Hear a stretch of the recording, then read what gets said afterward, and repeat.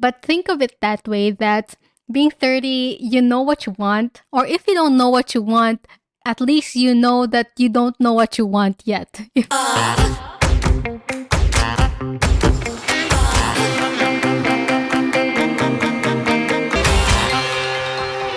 Hey Zesties, welcome to the Gleeful Talkshow, where we share zesty stories to cultivate the happiness and hero within and out. In this podcast, we talk about personal experiences, pop culture, and societal impact. So if this is what you are interested in, then please keep on listening.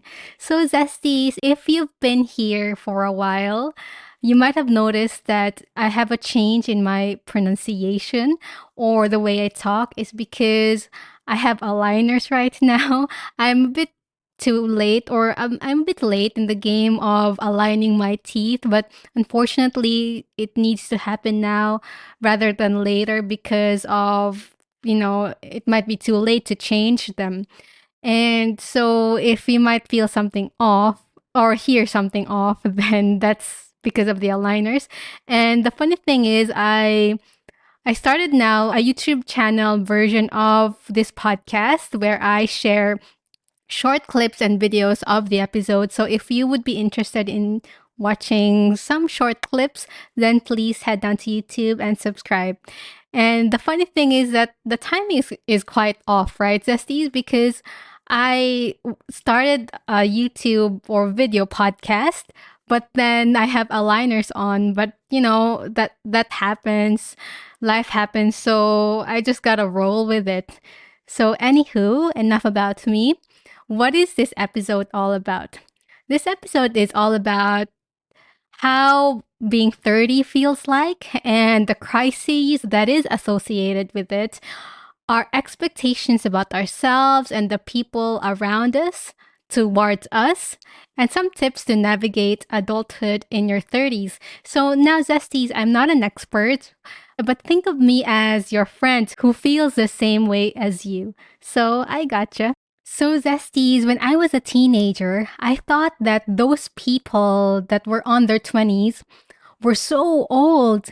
Then, when I reached 20, I thought that, oh, I'm still the same old teen self, or I still feel the same.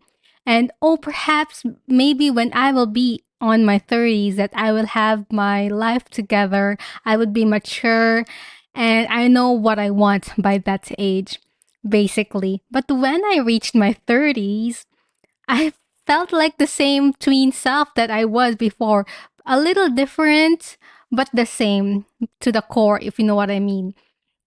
Even so, as an Asian who lived with my parents all my life before I moved out abroad in my late 20s, I felt that my Caucasian counterparts were way more adult than I am. I do feel that they mature early because they move out of their homes quite early than us, especially those Asian cultures who really stay with their parents before getting married. With all of that said, Zesties, I feel that when we talk about our 30s, we talk about like being mature, and being mature has some of its perks, if you know what I mean, the crises behind it, and particularly, I'd say midlife crisis. But then you would ask me, Glee, we are not in our midlife yet. We are not on our 40s. We are not on our 50s yet. Why do you think that people in their 30s would have midlife crisis? So, Zesties, hear me out. It was back in the 1960s society that they started defining the term midlife crisis. At that point, they named it midlife because people who were on their 40s or 50s have developed symptoms that describe like a crisis or a crossroad or somewhat out of character too. It was around this age that significant changes in their life, their health, environmental changes such as children leaving their nest, changes in relationships, shift in preferences or sexual preferences, job changes, all happening at the same time, causing confusion. The midlife crisis is characterized by desiring a stronger sense of purpose in life. Maybe that's why Bill Gates, have his foundation after all that wealth.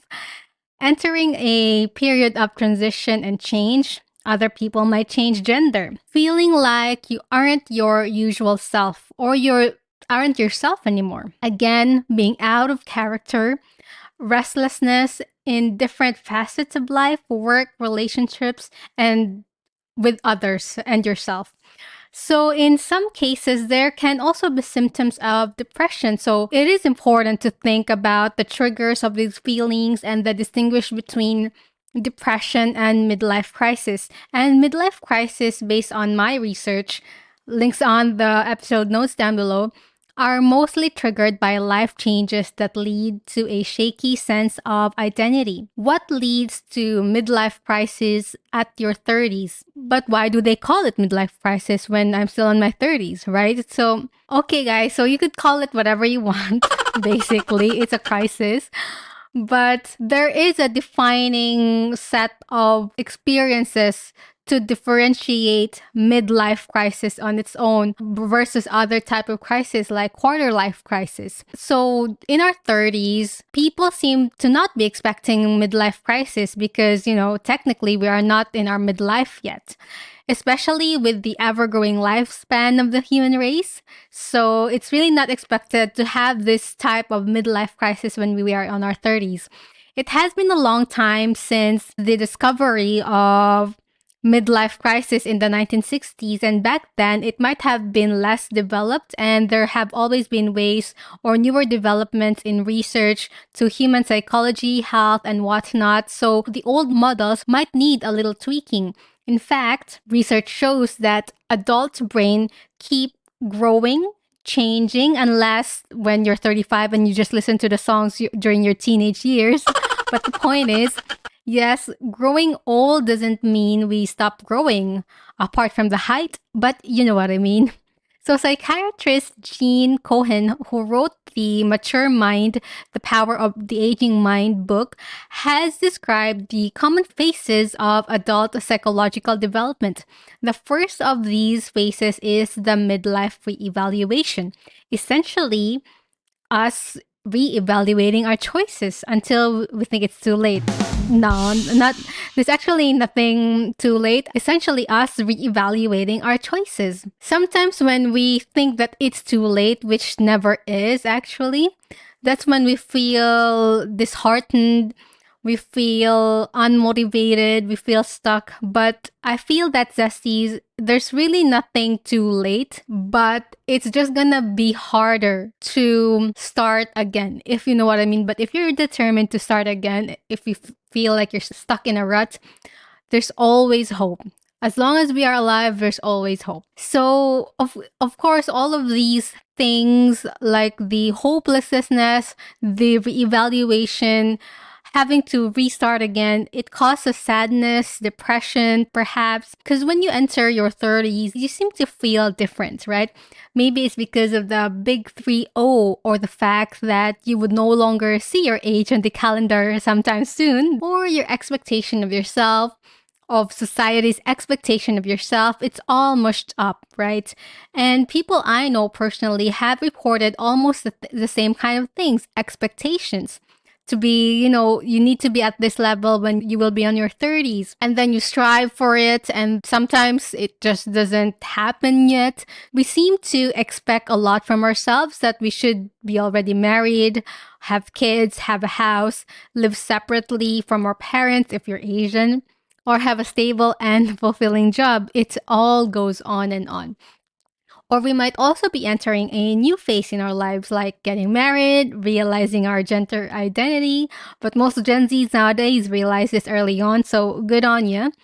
Moving to a different country, having kids, basically a shift in our trajectory. These aligners are really, really hard. Anyway, a shift in our trajectory, a shift in our life decisions, our direction, and, people that we know as well. So there are different sides to this, and we will tackle that later on. We might experience this crisis when something's happening to our lives. So the difference between a midlife crisis and a quarter life crisis is mainly the aspect of it. The quarter life crisis, based on my research, is more on looking outwards rather than inwards.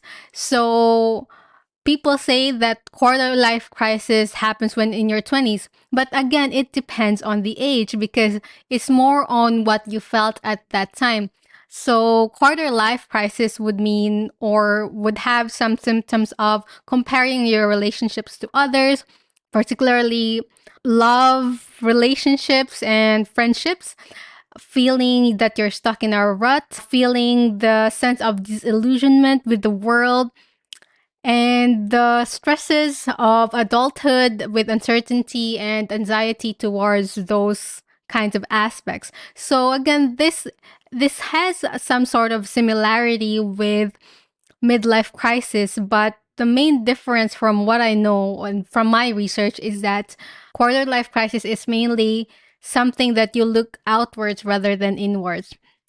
Most of these feelings of outward looking feelings could toy with our self-esteem, could toy with our sense of identity. So like comparing yourself to others, you're looking more on what the society thinks of you rather than inward. So that's the difference between the quarter life and the midlife crisis. And I guess that's why they call it quarter life. And mainly they say that it happens during your late 20s or early 20s, is because at that time you're still establishing your sense of identity. You're still establishing your opinions about the world.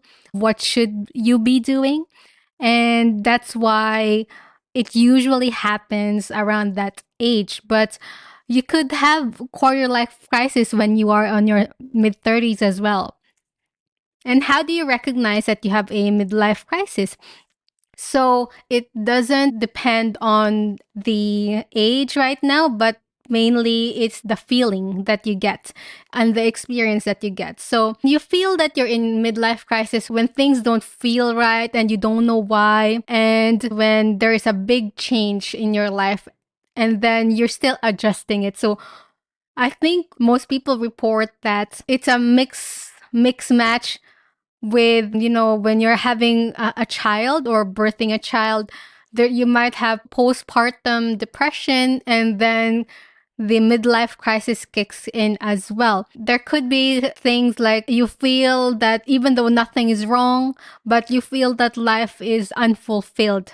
Nothing excites you. Everything is a bore and a chore. And you feel like you're just on autopilot. It feels like your commitments are trapping you. Self care doesn't feel like you're caring to yourself anymore. You're suddenly making impulsive decisions to quit a job or move somewhere.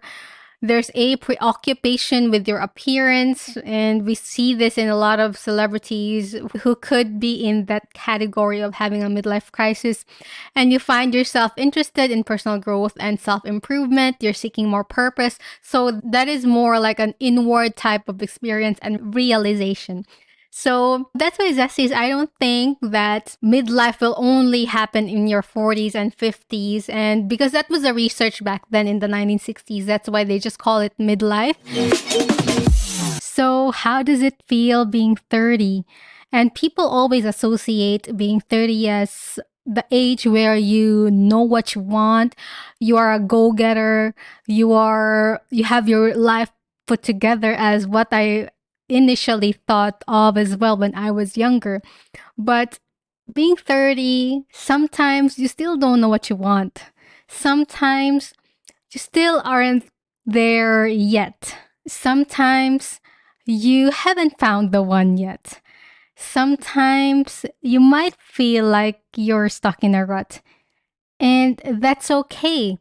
We put a lot of pressures on ourselves. We put a lot of pressure on being an adult. Sometimes I feel, and this is just me maybe, that we need to take a break, right? Of being an adult. I guess we need to have fun as well. Like, you don't need to be serious all the time just because you need to be an adult. if you know what I mean. So being 30, I feel that although you might have reached that point in your life, a lot of experiences in life, it's okay that you haven't reached your goal yet.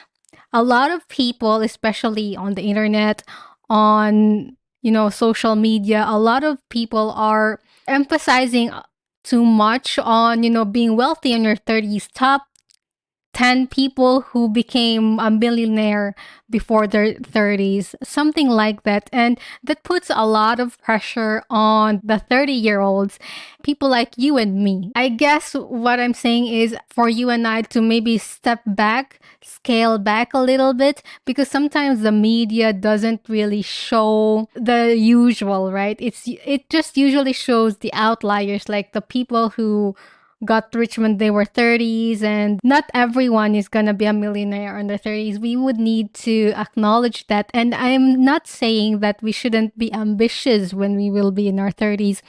You can be as ambitious as you want, right? You can be as ambitious as when you are already 5 years old. But just know that there's no finish line, I'd say. There's no like minimum age to get there. And I think it's always romanticized everywhere else that, these people got rich when they were young, like, Mark Zuckerberg and whatnot. So, but look at the creator or founder of Alibaba, right? He founded Alibaba when he was in his 40s or something. So there's no age requirement in success, Zesty. So my fellow 30-year-olds, yeah, my fellow 30-year-olds, just be kind to yourself, I guess. Be kind to yourself, be more tolerant of yourself, acknowledge your small wins, acknowledge that you are thriving, acknowledge that you are having a hard time. I guess even that's the step, right? The acknowledgement of where you are right now and where you want to be. So, and most of the time we feel that we aren't in the place where we were supposed to be because we tend to compare ourselves to other people in our same age range. That's what I notice in a lot of people and sometimes I have some points in my life that I was there as well. But I guess we just always need to scale back and ponder, right? There would be moments like that, and because we are human, we are not like robots, and we are ever changing. Our emotions sometimes get the best of us, but our emotions are also the ones that are fueling us to success, I'd say.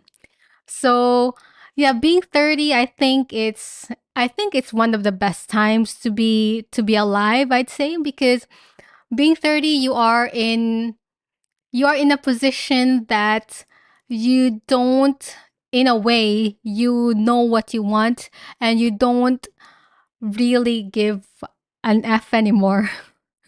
Sometimes, I mean, there are times, and I'd say this being in my mid 30s, there are times that I give a lot of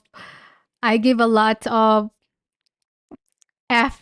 I give a lot of thought. I give a lot of attention to unimportant things. But if I compared myself now and back then, I was like, why was I thinking of that such a simple thing that didn't even matter in a year or 10 years? That didn't even matter in 10 years or even a year or a month or something like that. So I think being 30 is actually it's actually fun, and people sometimes associate being 30 as being like adulthood, being serious. But think of it that way, that being 30, you know what you want, or if you don't know what you want, at least you know that you don't know what you want yet, if you know what I mean. So it's more of the self-awareness. Maybe that's the term. I think being 30, you are much more self-aware of what's happening, what you need. So let's say if you need therapy, then there are ways to access that right now. You know how to pick your friends and the people that would stay in your life, I'd say. So being 30 feels great, I'd say. What do you think, Zesties? What is your best memory of being 30? And please let us know in the comments.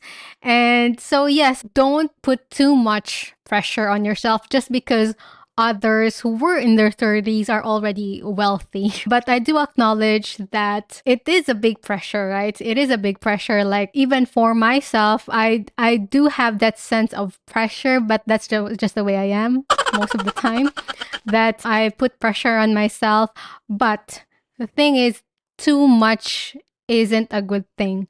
So go after what you want, or if you don't know what you want yet, find it. And this is the best age to find it, actually. If you don't think that it's working out where the country you are living in, go out of that country.